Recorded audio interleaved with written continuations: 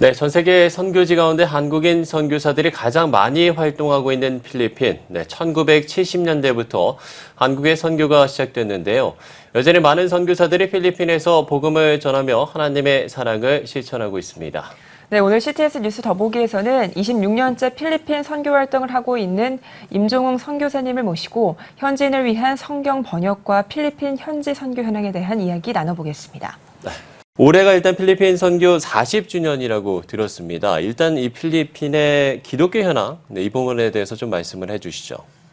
최근 2015년에 필리핀 미션 챌린지에 의하면 필리핀의 마을 바랑가이들이 많이 있지만 그 바랑가이 중에 약 6만 6천 개의 그 교회가 있다. 그 중에 그 1개 이상 있는 바랑가이가 2만 1,000개, 그 다음에 교회가 아예 없는 바랑가이가 2만 1,000개, 그리고 급히 신속하게 교회가 세워져야 할 곳이 한 3,000개 정도 된다고 이렇게 통계가 나와 있는데, 이 가운데 특별히 필리핀의 교회가 요즘 많이 성장을 하고 있어서 인구 전체 1억 1,000만 명 가운데 한 1,200만 명의 그 개신교 교인들이 있고, 또 대형 교회들도 많이 생겨서 10,000명, 5,000명 이상 많은 교회들이, 또 필리핀 현지 교회들이 지교회를 많이 세워가 나가는 아마 세계에서 가장 뜨거운 핫한 지역이 필리핀이지 않나 생각이 됩니다. 우리나라 각 교단에서 필리핀 선교 활동이 좀 활발하게 이루어지고 있는 것으로 알고 있는데,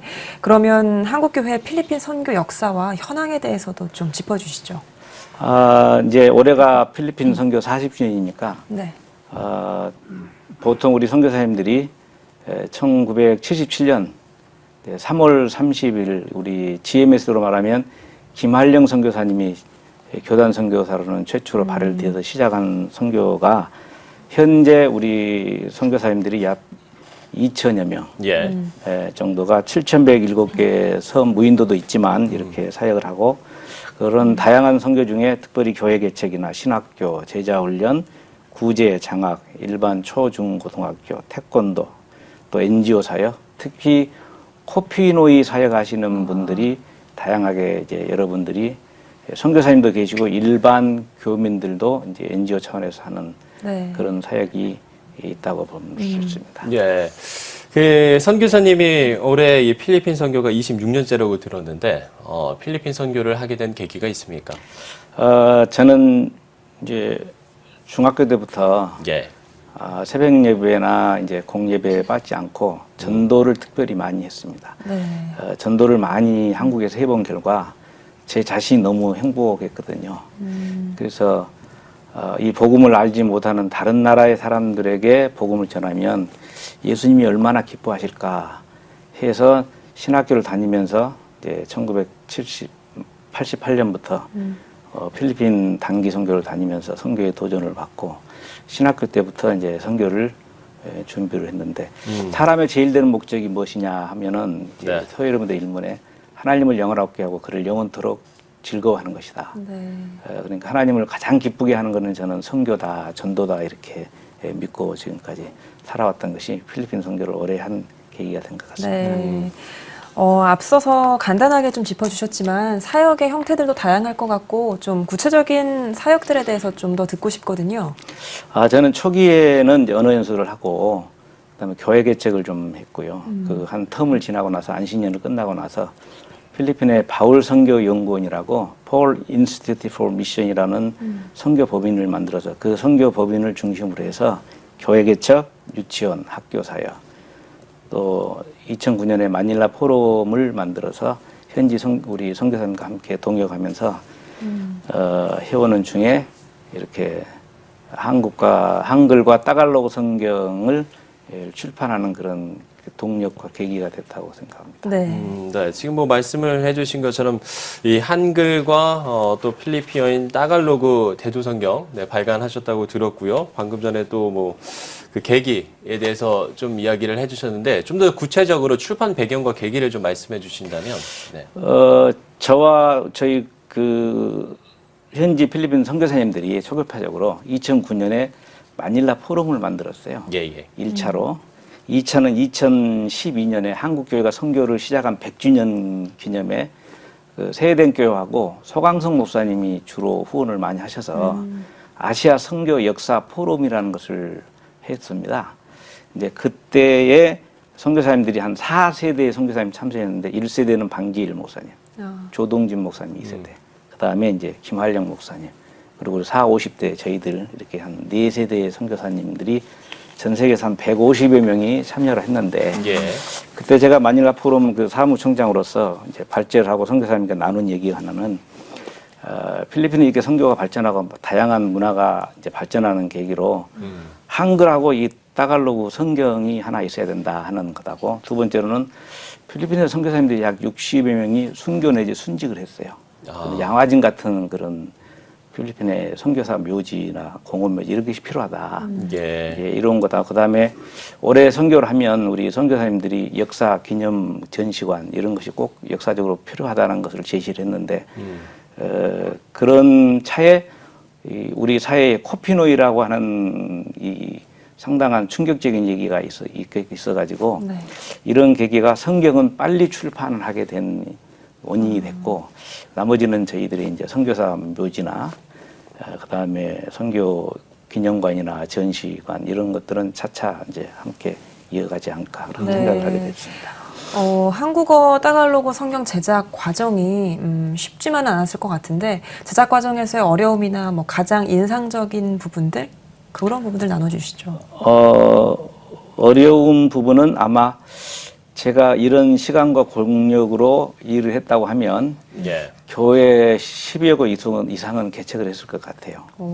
근데 오히려 정말 열심히 성경을 이렇게 발간하고 하는 데는 한국 교회가 지원하거나 이게 서포트 해주는 면에서 상당히 어려웠다 하는 것이 있고, 또 직접적인 계기는 아마 코피노이 사역 하시는 분들 몇 곳을 제가 방문하면서 그 아이들이 한글을 그렇게 열심히 공부하는 거예요. 그리고 선교사님들이 학교를 보내주고, 그래서 이 아이들이 한글을 배우면서 학교를 하는 이런 한글과 따갈로그 성경이 필요하겠다 하는 것이 느껴졌는데 사실은 그 과정에서 어떤 역본을 쓰느냐가 상당히 중요하잖아요.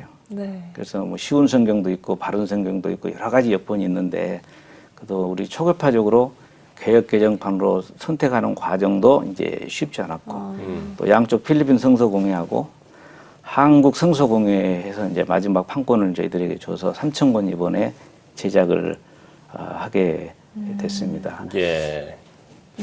저희도 지난 3월에 뉴스를 통해서 보도를 해드렸습니다만 따갈로그 대조성경 출판 감사 예배가 있었거든요. 근데 그 이후에도 그렇고 현지 다문화 가정과 어떤 크리스천들에 좀 많은 영향을 끼쳤을 것 같거든요. 어땠나요?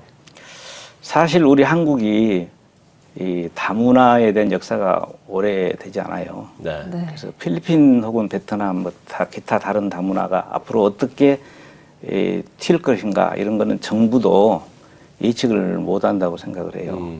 이제 그런 과정에서 필리핀 선교를 하는 그 선교사로서 한국에 와 있는 결혼, 이주, 노동으로 와 있는 이런 다문화가 어떻게 한국 교회에 정착하면서 한글도 알고 또 이분들이 언젠가는 나이가 들면 저는 한 60, 70% 이상은 반드시 고향 땅으로 돌아간다고 봐요. 아이들을 데리고.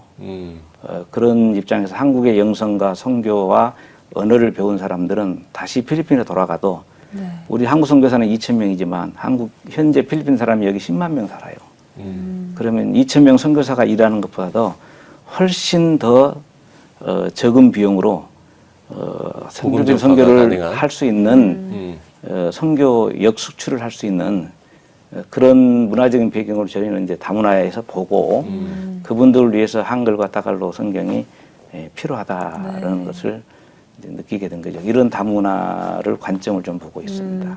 뭔가 많은 노력의 결실로 만들어진 성경인 만큼 참 귀하게 쓰임 받았으면 좋겠는데 그러면 이번 성경 출간의 가장 큰 의미는 좀 뭐라고 보세요? 첫째로는 우리 한국 선교사가 많잖아요. 그리고 가족이 있어요. 그러면 언론 2,000명이면 하면 4인 가족 하면 8,000명이 되는 거예요. 가족이. 이분들이 이제 필리핀이 영어보다는 점점 따갈로그화 베이스화되는 그런 내셔널리즘화 되는 배경에서는 우리 현지 교회들이 점점 따갈로그를 많이 쓰니까 선교사님들이 많이 배우지 않겠어요? 그런 의미에서 선교사를 첫째 많이 이제 설교 텍스트나 이런 데 많은 도움이 되고, 두 번째는 필리핀에 있는 한국 교민이 한 20만 명 살고 1년에 한국을 방문하는 사람들이 100여만 명 이상이 되고, 또 필리핀어 다문화 사람들이 노동자원들 10만 명이 되고, 또 코피노이가 상당수 있고, 이런 부분에서는 아마 따갈로그하고 한글 성경은 선교지에 큰 의미가 있지 않겠나 생각이 되면서, 또 하나는 지금도 은퇴하시고 하시는 선교사님도 많고 젊은 예비 후보자가 많고, 이분들이 이미 한글과 따갈로그 성경에 나와 있다는 것을 아는 한 이곳에서 미리 구입해서 언어를 준비하고 선교지로 가는 그런 효과도 있지 않겠나 하는 생각이 듭니다. 네, 이렇게 한글 따갈로그 대조성경 출판뿐만이 아니라 정말 필리핀에서 이 복음 전파를 위한 많은 사역들이 펼쳐지고 있지 않습니까? 뭐 저희도 목사님의 사역을 현지에서 또 취재해서 보도하기도 했었고요. 그리고 실제 저희 CTS 라디오 이 조이 필리핀을 통한 미디어 사역도 하고 있다고 들었거든요. 이 부분도 제가 직접 하는 것보다는 미디어 사역하시는 분들을 옆에서 돕고 함께 이제 공유하는 이제 그런 차원이죠. 그럼 뭐 현재 좀 미디어 사역 현황이 좀 어떻습니까? CTS는 아마 우리 선교사님들이 필리핀은 섬이 많지 않습니까? 그러니까 이제 선교 소식을 CTS 라디오나 CTS 방송을 통해서 내가 하는 사역은 상대방이 모르고 또 디벨롭되고 있는 선교 프로그램을 서로 섬 나라니까, 또 섬이 그 안에도 많으니까 모르는 것을 이 방송이라는 매체가 서로 연결해 주는데 큰 네트워크 역할을 하고, 또 교민들 복음 전도하는데 굉장한 역할을 하고 있다 하는 생각을 갖고 미래가 밝습니다. 네, 그러면 뭐 선교사님과 이 CTS 라디오 조이 필리핀 뭐 연계해서 활동할 계획이나 이런 건 좀 제가 있으신가요? 인터뷰도 요청 많이 받고 했는데 제가 이 성경 만들고 하는 과정에 1년 안식년을 받아가지고 이 한국에 있는 동안에 너무 그런 기회가 좀 없었습니다. 앞으로 더 큰 기대가 됩니다. 네, 알겠습니다. 마지막으로 한 질문 드리고 저희가 오늘 대담을 마치도록 하겠습니다.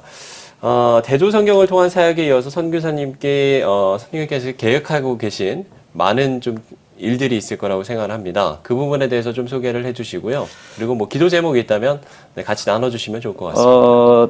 이제 이 성경을 통해서 일단 이제 이렇게 페이퍼로 된 성경이 나왔지 않습니까? 이제 다음 세대하고 우리 이제 선교사 자녀들 세대는 사실은 종이 세대가 아니거든요. 그래서 이 종이가 나왔다는 말은 이제 어플리케이션 개발을 위한 전초 작업이다. 이렇게 생각을 하고 있는데, 일단 저희가 3,000권 먼저 소화하고 이 어플리케이션 개발을 아마 따갈로그 문법을 전공하신 분들과 함께 공유해서 다양한 다른 정보도 함께 어플리케이션을 넣을 수 있는 개발을 해야 되기 때문에, 이런 부분에 좀 한국교회가 문화사역에 관심을 좀 더 교회 한두 개 짓는 것보다는 훨씬 미래 가치가 있지 않겠나 하는 생각에서 지원을 부탁을 드리고요.